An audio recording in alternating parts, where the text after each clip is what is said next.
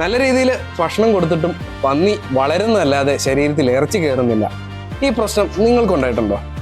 എന്താണ് കാരണമെന്ന് നിങ്ങൾക്കറിയാവോ? അതിനെക്കുറിച്ചാണ് ഇന്ന് ഞാൻ നിങ്ങളോട് പറയുക. പന്നിയെ നമ്മൾ പല രീതിയിൽ വളർത്താറുണ്ട്. അപ്പോൾ കഴിഞ്ഞ ദിവസം എന്നെ നമ്മുടെ ഒരു ഫോളോവർ വീഡിയോ ഒക്കെ കണ്ടിട്ട് വിളിച്ചു. അദ്ദേഹത്തിന്റെ പ്രശ്നം എന്താണെന്ന് വെച്ചിട്ടുണ്ടെങ്കിൽ അദ്ദേഹത്തിന്റെ പന്നി നല്ല രീതിയിൽ വളരുന്നുണ്ട്, അവർ നല്ല രീതിയിൽ തീറ്റ കൊടുക്കുന്നുണ്ട്, 2 നേരം തീറ്റയൊക്കെ കൊടുക്കുന്നുണ്ട്. അപ്പോൾ ഒരു 6 മാസം കൊണ്ട് ഒരു 100 കിലോയ്ക്ക് മുകളിൽ നല്ല രീതിയിൽ വെയിറ്റും വെക്കുന്നുണ്ട്. 6 മാസം എന്ന് പറഞ്ഞാൽ ഈ 2 മാസം പ്രായമുള്ള കുഞ്ഞിനെ 6 മാസം വളർത്തിയിട്ട് അവർക്ക് 100 കിലോയ്ക്ക് മുകളിൽ വെയിറ്റ് എത്തുന്നുണ്ട്. പക്ഷേ ഈ പന്നീനെ വാങ്ങുന്ന കച്ചവടക്കാര് അതിനെ കൊന്ന് കശാപ്പെല്ലാം കഴിയുമ്പോൾ ഒരു 20 കിലോ 25 കിലോ നെയ്യ് തിരിച്ചു തന്നിട്ടുവാണെന്നാണ് അദ്ദേഹം പറഞ്ഞത്.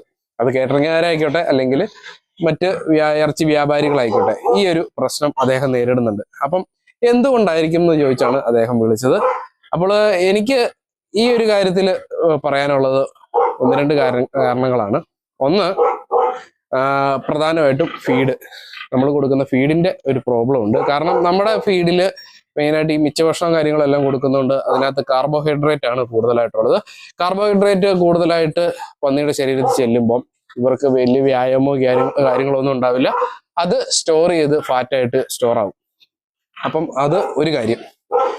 രണ്ടെന്ന് പറയുന്നത് പ്രോട്ടീൻ ഡെഫിഷ്യൻസിയാണ്. പലരും പന്നിക്ക് കൊടുക്കുന്ന തീറ്റയിൽ പ്രോട്ടീൻ്റെ അളവ് നല്ല രീതിയിൽ കുറവാണ്. അവരുടെ വളർച്ചയ്ക്ക് ആവശ്യമായിട്ടുള്ള പ്രോട്ടീൻ ഇല്ല. പ്രോട്ടീൻ കിട്ടിയെങ്കിൽ മാത്രമേ മസിൽ ഡെവലപ്പ് ആവുള്ളൂ. നമ്മൾ ഈ മസിൽ എന്ന് പറയുന്നതാണ് നമ്മൾ ഇറച്ചി എന്നൊക്കെ പറയുന്ന ആ ഒരു റെഡ് കളറുള്ള ലീൻ മീറ്റ്. അപ്പോൾ അത് ഡെവലപ്പ് ആവണമെന്നുണ്ടെങ്കിൽ നമ്മൾ നല്ല രീതിയിൽ പ്രോട്ടീൻ തീറ്റയിൽ ഉൾപ്പെടുത്തണം. പ്രോട്ടീൻ എന്ന് പറയുമ്പോൾ ഇറച്ചി മെയിനായിട്ട് കൂട്ടുക എന്നുള്ളതാണ് മെയിനായിട്ട് എനിക്ക് പറയാനുള്ളത്. അപ്പം ഞാനിവിടെ കൊടുക്കുന്നതെന്ന് പറഞ്ഞാൽ ഞാൻ അതിനുവേണ്ടി പ്രോട്ടീന് വേണ്ടിയിട്ട് ചിക്കൻ്റെ പാർട്സ് ആണ് കൊടുക്കുക. അപ്പോൾ അതുകൊണ്ട് തന്നെ നമ്മുടെ പന്നിക്ക് വലിയ നെയ്യും കാര്യങ്ങളൊന്നുമില്ല. ചോറാണേലും നമ്മളിവിടെ മിച്ചഭക്ഷണമൊന്നുമല്ല, നമ്മൾ അരി മേടിച്ച് കഞ്ഞി വെച്ച് കൊടുക്കുകയാണ് ചെയ്യുക. ഈ റിജക്ഷൻ അരി പല കമ്പനികളും മാർക്കറ്റ് ചെയ്യുന്നുണ്ട്. അപ്പോൾ അവരുടെ അടുത്ത് നിന്ന് റിജക്ഷൻ അരി ഇച്ചിരി വിലയുണ്ട് എങ്കിലും അത് മേടിച്ചിട്ട് നമ്മളൊരു റേഷൻ പോലെ ഒരു നിശ്ചിത അളവിൽ കൊടുക്കുകയാണ്. അപ്പം അതുകൊണ്ട് തന്നെ നമുക്ക് ആ ഒരു കാര്യത്തിൽ ബാലൻസ് ചെയ്യാൻ പറ്റുന്നുണ്ട്. അതായത് ഞാൻ എപ്പോഴും പറയാറുള്ള പോലെ ന്യൂട്രീഷൻ ബാലൻസ്ഡ് ആയിരിക്കണം. അതാണ് ഇതിനകത്ത് പ്രധാന ഒരു കാര്യം. പിന്നെ അടുത്ത ഒരു പോയിന്റ് എന്ന് പറയുന്നത്, ഇതിന് വ്യായാമമൊന്നും ഇല്ലല്ലോ. അപ്പൊ അതുകൊണ്ട് തന്നെ കുറച്ച് എനർജി വരും. പിന്നെ അതുകൊണ്ട് തന്നെ നമ്മളൊരു വലിയ പന്നിയാക്കാൻ വേണ്ടിയിട്ട് ഒരിക്കലും വളർത്തരുത്. ഒരു ആവറേജ് ഒരു 100-120 കിലോ തൂക്കത്തിൽ കുറഞ്ഞ കാലം കൊണ്ട് അത്രയും തൂക്കത്തിലോട്ട് എത്തുക. അതിനുശേഷം അതിനെ വിൽക്കുക. അതിനൊരു 200 കിലോയോ 300 കിലോയോ ഒന്നും ആക്കാൻ പോകരുത്. അങ്ങനെയൊക്കെ ആക്കി കഴിഞ്ഞാൽ ഈ വീഡിയോയിൽ കാണുന്ന പോലെയുള്ളൊരു പ്രശ്നം നിങ്ങൾക്കും വരും. കാരണം ഇതിനകത്ത് കണ്ടോ, നെയ്യുടെ കനം കണ്ടോ? ഇങ്ങനെയുള്ള ഇറച്ചി അല്ലെങ്കിൽ ഇങ്ങനെ ഒരു നെയ്ക്കട്ട ആരെങ്കിലും വാങ്ങുമോ? അതുകൊണ്ട് തന്നെ നല്ല മീറ്റ് പ്രൊഡ്യൂസ് ചെയ്യാനായിരിക്കണം നമ്മളെപ്പോലുള്ള കർഷകർ ശ്രദ്ധിക്കുക. അങ്ങനെ വരുമ്പോൾ അങ്ങനെയുള്ള കർഷകരെ കച്ചവടക്കാർക്കും വലിയ താല്പര്യമായിരിക്കും. അപ്പം അത് ശ്രദ്ധിക്കണം. പിന്നെ ഇതിന്റെ ജനറ്റിക്സ് ഇതിനകത്ത് ചെറിയൊരു ഘടകമാണ്. നല്ല ഇറച്ചിപ്പന്നിയൊക്കെ ആയിട്ടുള്ള സാധനത്തിനെ വളർത്തിയപ്പോൾ ഡുറോക്കൊക്കെ അങ്ങനെയാണ് നമ്മുടെ നാട്ടിൽ പോപ്പുലർ ആയത്.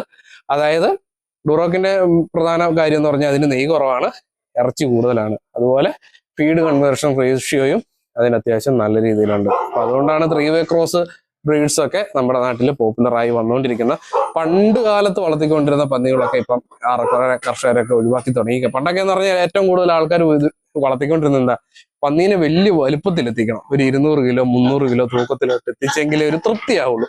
പക്ഷെ മാർക്കറ്റ് ചെയ്യുമ്പോൾ അത് ഭയങ്കര ബുദ്ധിമുട്ടാണ്. അതുകൊണ്ട് തന്നെ അത്രയും പന്നീനെ എടുക്കുന്ന ആൾക്കാരുണ്ട്, ഇല്ലെന്ന് ഞാൻ പറയുന്നില്ല. പക്ഷെ നമ്മുടെ ഇപ്പോഴത്തെ ഒരു സാഹചര്യത്തിൽ ഈ ഒരു കാര്യം പ്രധാനമായിട്ടും ശ്രദ്ധിക്കണം. പിന്നെ വരുന്നത് പിന്നെ നമ്മൾ തീറ്റയിൽ കുറച്ച് അമിനോ ആസിഡ്സും കാര്യങ്ങളും, വൈറ്റമിൻ സപ്ലിമെന്റും അതുപോലെ അമിനോ ആസിഡ്സ്, മിനറൽ മിക്സ് അങ്ങനെയുള്ള കാര്യങ്ങളൊക്കെ തീറ്റയിൽ ഉൾപ്പെടുത്തുന്നത് ഈ പ്രോട്ടീൻ കൺവേർഷൻ കുറച്ചും കൂടെ ഈസി ആക്കും. അപ്പം ഇതൊക്കെയാണ് പ്രധാനമായിട്ടും നോക്കിയത്. പിന്നെ പലരും പറയുന്ന ഒരു കാര്യം കൂടെ ഉണ്ട്, വരിയെടുത്ത ആൺപന്നികളിൽ നെയ് ഫാറ്റ് കൂടാനുള്ള സാധ്യത കൂടുതലാണെന്നുള്ളത്. അതും ഒരു പരിധി വരെ ശരിയാണ്, തെറ്റല്ല, ഇല്ലാന്ന് ഞാൻ പറയുന്നില്ല. പക്ഷേ വരിയെടുക്കാതെ പന്നീനെ വളർത്തിക്കഴിഞ്ഞാൽ അതും വിൽക്കാൻ ബുദ്ധിമുട്ടാണ്. അപ്പം അതുകൊണ്ട് തന്നെ വരിയെടുത്ത് വളർത്തുക, ഒരുപാട് തൂക്കത്തിലോട്ട് എത്തിക്കാതിരിക്കാൻ നോക്കുക. പരമാവധി കുറഞ്ഞ സമയം കൊണ്ട് കൂടുതൽ വെയിറ്റിലോട്ട് പന്നീനെ എത്തിക്കുക, അന്നേരം തന്നെ കൊടുക്കുക. അപ്പൊ ഏതായാലും ഇത്തരം കാര്യങ്ങൾ പറഞ്ഞ് ഞാൻ നിർത്തുകയാണ്. കൂടുതൽ സംശയങ്ങളും കാര്യങ്ങളും എന്തെങ്കിലും ഉണ്ടെങ്കിൽ കമന്റ് ആയിട്ട് രേഖപ്പെടുത്തുക. നമുക്ക് അടുത്ത വീഡിയോയിലൂടെ കാണാം. Happy farming, by.